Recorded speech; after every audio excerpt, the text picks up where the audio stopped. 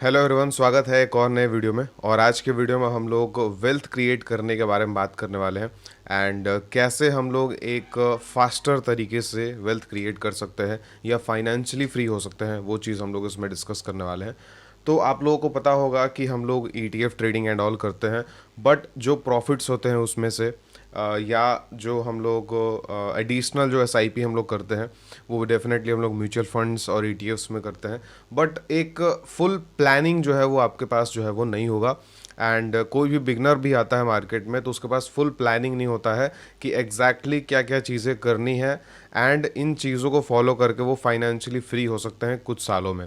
तो वो exact planning आपको हम इस वीडियो में बताने वाले हैं। तो चलिए हम स्टार्ट करते हैं। फाइनेंशियल प्लानिंग में कुछ चीज़ें बहुत इंपॉर्टेंट होती हैं, जैसे इनकम।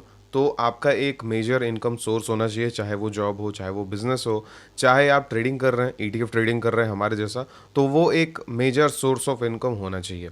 अब कितने सोर्स ऑफ इनकम पे कितना हम लोग अचीव कर सकते हैं वो सारी चीज़ें हम लोग डिस्कस करते हैं। अब हम अज्यूम कर रहे हैं कि आपके पास एक मेजर सोर्स ऑफ इनकम है, और अगर आपके पास कोई इनकम सोर्स नहीं है, अगर आप स्टूडेंट हैं, तो एक वीडियो हम करियर पर भी बनाए हैं, डिस्क्रिप्शन में हम उसके बारे में वीडियो डाल देंगे। तो हम लोग कंसिडर कर रहे हैं कि आपका सैलरी जो है वो 50,000 के आसपास है, या 50,000 आप बिजनेस से कमा रहे हैं, या 50,000 आप ETF ट्रेडिंग से कमा रहे हैं। आप तीनों में से कोई भी कंसिडर कर सकते हैं। अब 50,000 आप कमा रहे हैं तो हम ये अज्यूम कर रहे हैं कि 50,000 के अकॉर्डिंग ही आपका लाइफस्टाइल होगा। इसका मतलब कि अगर हम 50,000 कमा रहे हैं, मेरा पर्सनली बात करिए, एंड अगर हम Tier 1 सिटी में हैं, तो डेफिनेटली मेरा काम जो है वो उतना अच्छा से नहीं चल पाएगा। तो आपको अगर सबसे फास्टेस्ट तरीके से फाइनेंशियली फ्री होना है तो आपको एक चीज़ फॉलो करना पड़ेगा, वो है कि आपका जो इनकम है उसका 50% आपको सेव करना पड़ेगा। अब अगर हमारा इनकम कम है तो डेफिनेटली 50% सेव करना बहुत टफ होगा, बट अगर हम इनकम को इंक्रीज़ करते हैं तो धीरे धीरे हमारा 50% सेव करना पॉसिबल है। और ये चीज़ सिटीज़ पे भी डिपेंड करता है कि अगर 50,000 सैलरी है और Tier 3 सिटी में है तो डेफिनेटली 50% बच सकता है। बट ये सेम सैलरी हमारा Tier 1 और Tier 2 में है तो हमारा ये सैलरी नहीं बचेगा। तो अगर बचता है तो बहुत अच्छा बात है, आप फास्टेस्ट ग्रो कर सकते हैं, फास्टेस्ट फाइनेंशियली फ्री हो सकते हैं। बट अगर नहीं बच रहा है तो स्लोली स्लोली भी हम लोग डिस्कस करेंगे, एंड कितना डिफरेंस आएगा वो भी हम लोग देखेंगे कि कितना परसेंट अपने सैलरी का डालने से हमारा अच्छा खासा पैसा जो है वो बन जाएगा। ठीक है, तो हम लोग इसमें ये भी डिस्कस करेंगे कि ऐसा कौन से मतलब हम पर्सनली किस में SIP करते हैं, और उसमें हम इसीलिए SIP करते हैं क्योंकि मार्केट में हाईएस्ट CAGR उन्हीं दोनों चीज़ों में बनता है जो हम आपको बताएंगे। एंड एक म्यूचुअल फंड का भी वीडियो बनाए थे, वो भी डिस्क्रिप्शन में डाल देंगे, वो भी देख लीजिएगा। उसमें सारी चीज़ें डिस्कस किए थे कि कैसे सेफ तरीके से आप SIP कर सकते हैं म्यूचुअल फंड्स में, एंड एग्रेसिव भी आपको उसमें डिस्कस किए थे।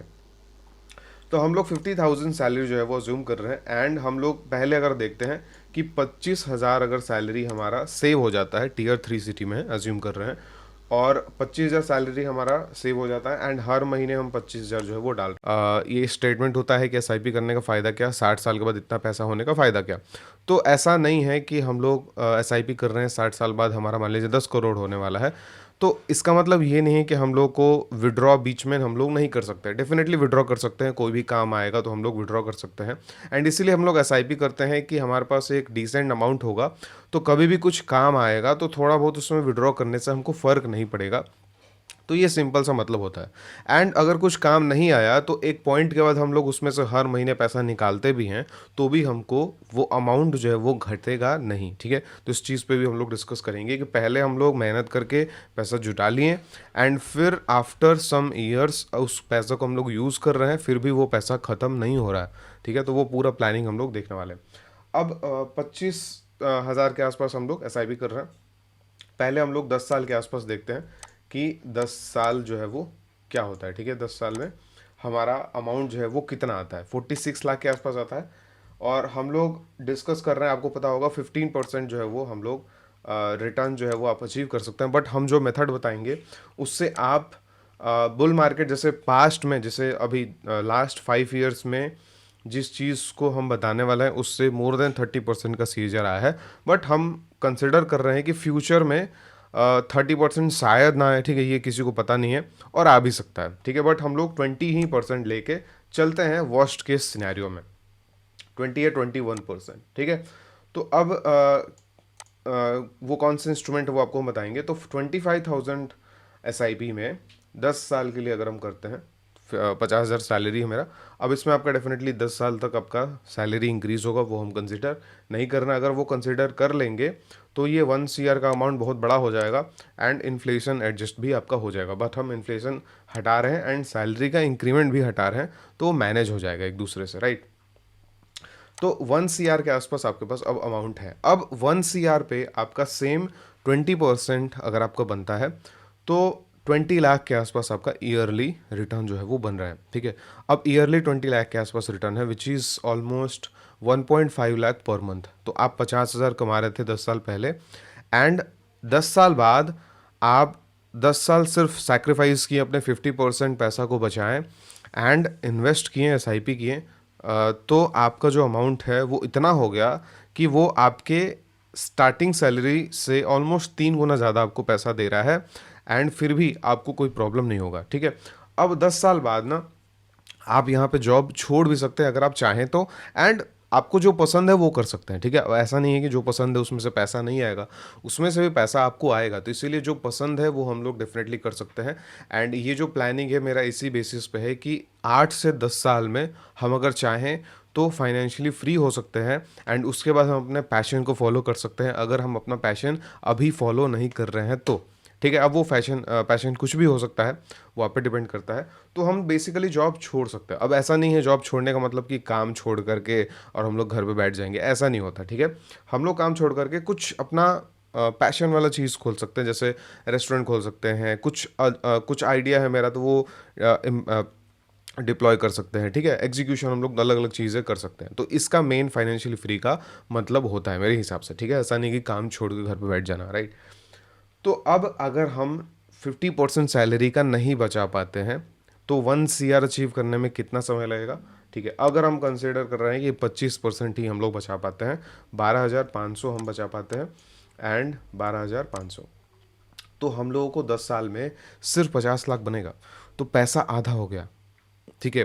तो आप अभी आपको सोचना पड़ेगा कि क्या आप, मतलब देखिए, अगर 25,000 में Tier 1 में है तो डेफिनेटली काम नहीं चलेगा, तो ये आपके ऊपर डिपेंड करता है, बात को समझिएगा, ठीक है। अगर आपका 30,000 में पैसा काम चल जा रहा है, ठीक है, एंड काम चल जाना का मतलब कि हर सारे एक्सपेंसेस क्लियर हो जा रहे हैं, थोड़ा बहुत हम लोग कुछ इधर उधर इन्वेस्ट, थोड़ा बहुत हम लोग खर्चा भी कर ले रहे हैं, ठीक है। तो हम लोग को उतना में ही अपने मंथ को सीमित करना ज़रूरी है for first 10 years of our life, ठीक है। मतलब जब भी हम पैसा कमाना स्टार्ट करते हैं तो उसके फर्स्ट 10 years में हम लोगों को मिनिमम एक्सपेंसेस रखना पड़ेगा, ठीक है।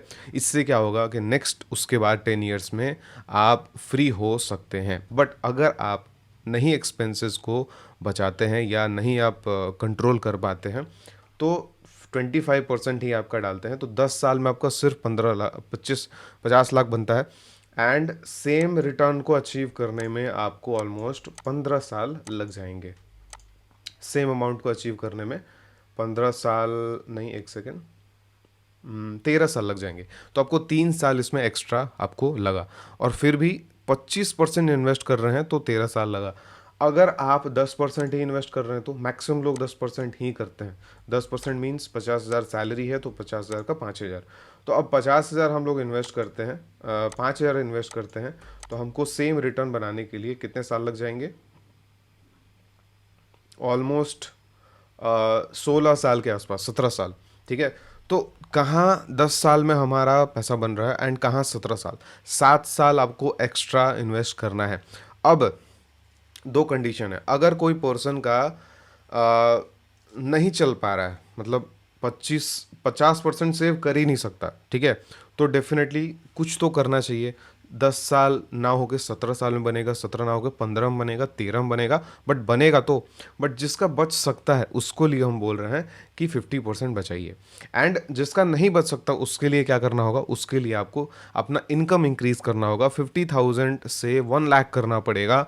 आपका जो मेन इनकम सोर्स है उस पर ज़्यादा ध्यान देना पड़ेगा, स्किल को इम्प्रूव करना पड़ेगा, एंड जैसे ही आपका इनकम सोर्स बढ़ेगा, 1 लाख 1.5 लाख जब होगा तो उसमें से आपका 50% बचने का का चांस बहुत बढ़ सकता है। बट आपका अगर एक्सपेंसेस नहीं बढ़ता है तो मेरा कहने का सिंपल ये मतलब है 8 से 10 साल अगर हम एक्सपेंसेस को कम रख के मेन जो इनकम सोर्स है उसको इंक्रीज करके चाहें तो फाइनेंशियली इंडिपेंडेंट हो सकते हैं। एंड देन आफ्टर 10 ईयर्स हम लोगों को ये नहीं सोचना पड़ेगा कि हमको जो भी काम करना है जॉब छोड़ने के बाद उस काम में हमको इतना पैसा बनाना है तभी हमारा घर चलेगा, ठीक है। ये सोचने का ज़रूरत हमको नहीं होगा एंड मेरे हिसाब से यही फाइनेंशियली फ्रीडम जो है वो हम बोलते हैं, ठीक है। अब एग्जांपल हम लेते हैं कि सर्टेन अच्छा खासा आप सैलरी जो है वो बना लिए, ठीक है। हम लोग मान लीजिए कि आप 1-2 साल मेहनत करके अच्छा सैलरी बना लिया एंड आपका जो सैलरी है 1 लाख 1.5 लाख जो है वो हो गया।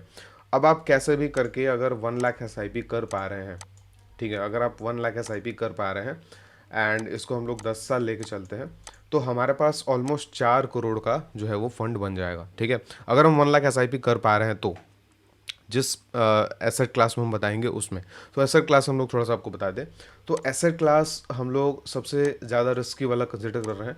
जो यंग एज में होगा वो डेफिनेटली रिस्क ले सकता है, बट जो थोड़े से यंग एज में नहीं है उनको 15% का एक्सपेक्टेशन रखना होगा एंड कुछ म्यूचुअल फंड्स रखने होंगे, जैसे फ्लेक्सी कैप में हिलियोस का फ्लेक्सी कैप हो गया, स्मॉल कैप में टाटा का या बंधन बैंक का स्मॉल कैप हो गया, मिड कैप हो गया, ठीक है।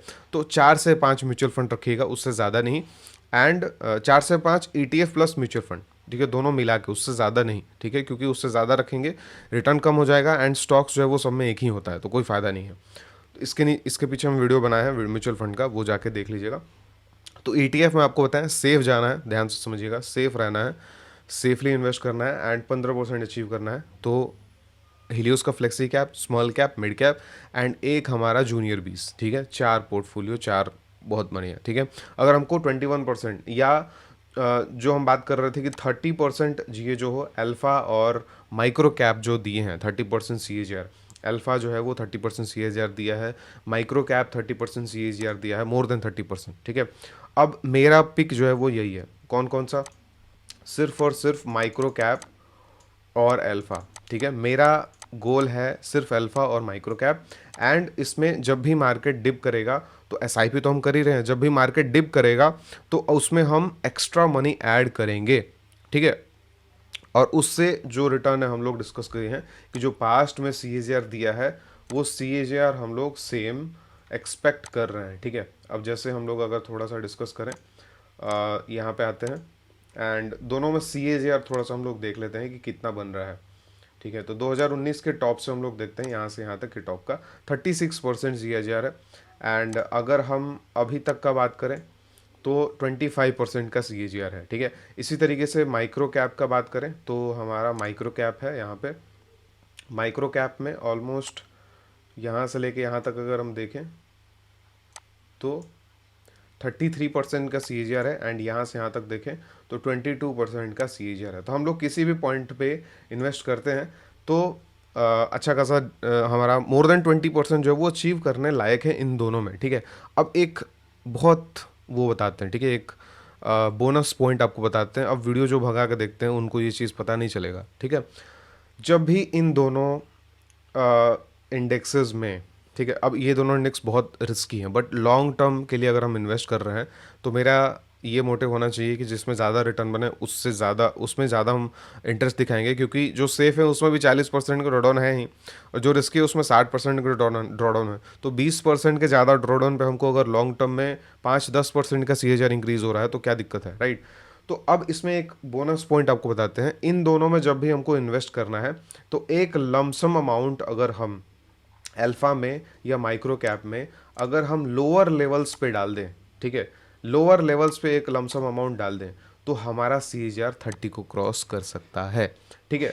जैसे एग्जांपल हम बात करें, जब भी लोअर लेवल्स पे हम लोग इन्वेस्ट किए हैं तो हमारा CAGR इसमें मोर देन 30% ही हुआ है, ठीक है। हमारा CAGR 30 से कम तब हुआ है जब हम लोग हायर लेवल्स पे यहाँ पे बाई कर रहे हैं तो, ठीक है, 30 लोअर लेवल्स पे, यहाँ से 33। तो अगर जब भी डिप कर रहा है एंड उसको हम एग्रेसिव बाई कर रहे हैं तो उसमें बहुत ज़्यादा चांसेस है मेरा कि 30% जो है वो हम अचीव कर सकते हैं। तो ये चीज़ जो है वो एक बोनस पॉइंट है एंड क्या अभी ये अल्फा और माइक्रो कैप अभी डाउन चल रहे हैं डेफिनेटली।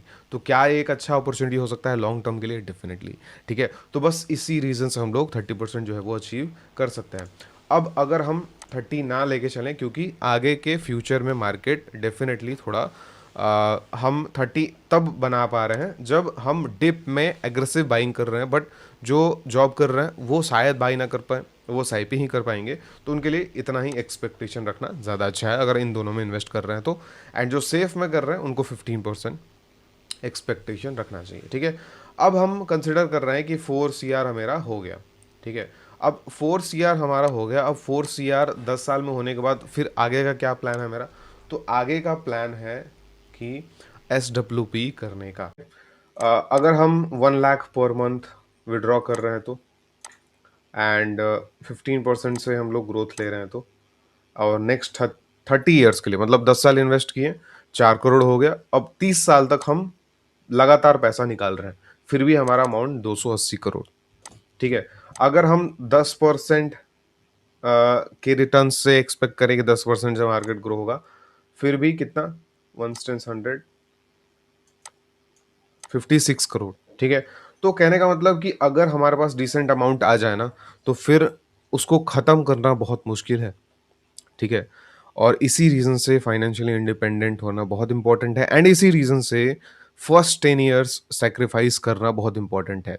अगर अपने हम प्रोफेशनल करियर के फर्स्ट 10 ईयर्स में एक्सपेंसेस को मिनिमम रख के, एंड जितना ज़्यादा हो सके जितना ज़्यादा हम लोग इन्वेस्ट करेंगे, तो उसके बाद हम लोगों को कभी भी पैसा के बारे में सोचना नहीं पड़ेगा।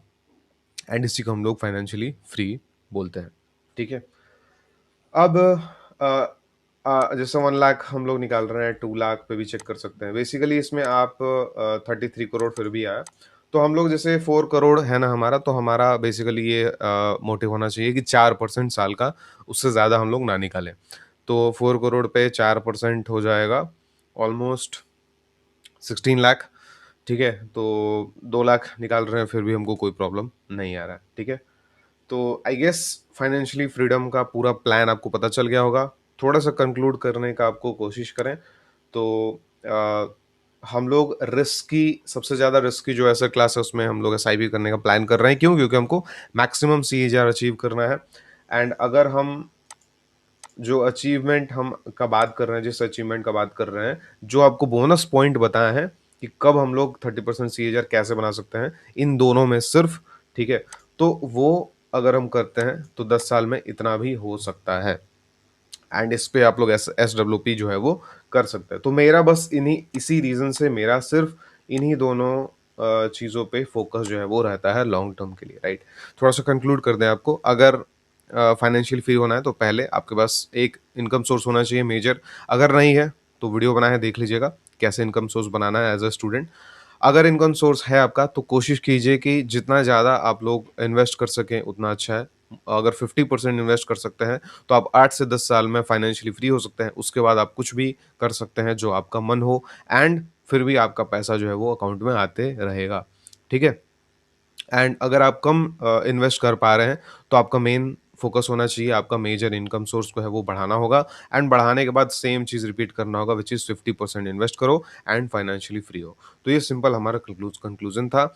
अगर इस वीडियो से आपको कुछ सीखने को मिला होगा तो कमेंट कर दीजिएगा। एंड अगर आप हमारे कम्युनिटी में ऐड होना चाहते हैं, स्विंग ट्रेडिंग सीखना चाहते हैं, ETF इन्वेस्टिंग सीखना चाहते हैं, ETF में स्विंग ट्रेडिंग करना चाहते हैं, ETF में लॉन्ग टर्म ट्रेडिंग करना चाहते हैं, इन्वेस्टिंग करना चाहते हैं, तो वेबसाइट पे जाके सारी डिटेल्स आप लोग देख सकते हैं, एंड आप हमारे कम्युनिटी में ऐड हो सकते हैं। अभी हमारा दिवाली का कूपन चल रहा है, दिवाली का ऑफर चल रहा है, इसमें आप दिवाली का कूपन यूज़ कर सकते हैं, ये वैलिड रहेगा दिवाली तक। एंड इसमें अगर आप कम्युनिटी में ऐड होते हैं तो इक्विटी से रिलेटेड जो आपका जर्नी है वो सेट हो जाएगा, एंड जो वेल्थ क्रिएशन का जर्नी है वो भी सेट हो जाएगा। ठीक है, तो मिलते हैं हम लोग नेक्स्ट वीडियो में। Thank you so much.